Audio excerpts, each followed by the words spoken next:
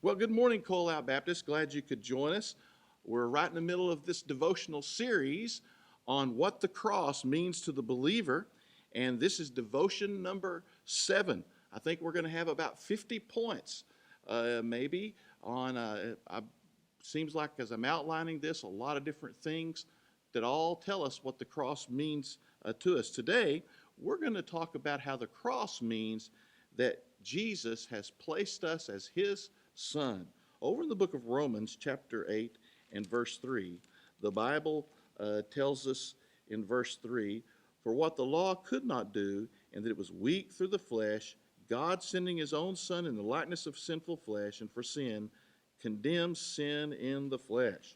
And then the Bible goes on in Romans chapter 8, one of the most glorious chapters in all of the Bible, to tell us wonderful things that happened because of the cross. And over in verse 15, the Bible says, "For ye have not received the spirit of bondage again to fear, but you have received the spirit of adoption, whereby we cry, Abba, Father."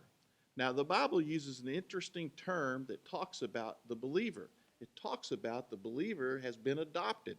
And there's several scriptures in the New Testament that talk about this. Now, we're familiar with adoption because we still have that in our society. But in Roman culture, it was a little stronger. It had far more stronger legal ramifications, and there was a lot to it. But let me just go over 3 things that I think are important. There's a whole lot more to this than what I'm going to mention in this devotion.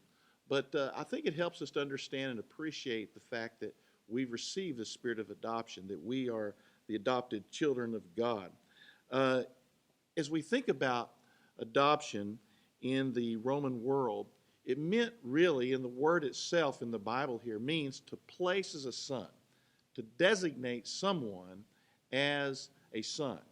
And that meant several things. First of all, in the Roman world of adoption, in their legal system, adoption was immediate. All rights and privileges that were carried with being a son were immediately attached to that individual that was adopted. And so when we become a children of God, all rights and privileges of being a child of the King are attached to us. As a matter of fact, the Bible goes so far as to tell us that one day in the future we're going to rule and reign with him. That's because we've been placed as a son. We are a son of God because of the new birth. We've been born again, and we're a child of God because of this placement as a son because of adoption. Excuse me. Secondly, we notice that when a person was adopted in the Roman law, that meant that they lost all the rights to the old family. There was a break with the old family. They were considered, when they were adopted, placed as a son in a new family, they were considered a new person. And that's exactly like us. When we come to Christ, we have been detached from the God of this world, Satan.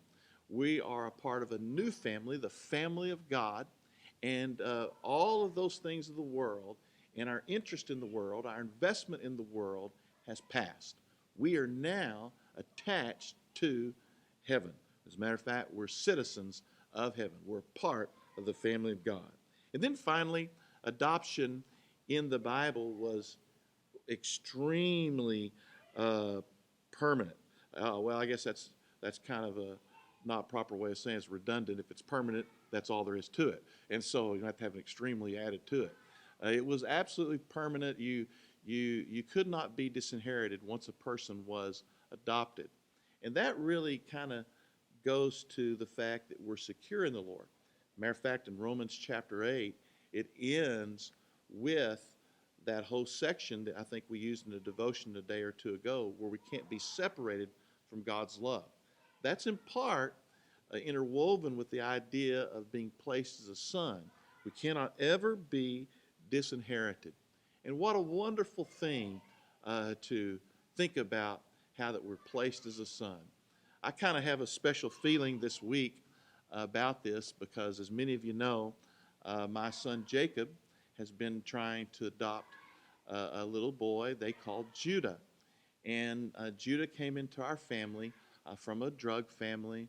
His mom's on drugs. His dad had children, 10 different children by 10 different women, and this is his natural biological parents. Well, when they named little Judah, they gave him mean and cruel drug names, names that were uh, just awful.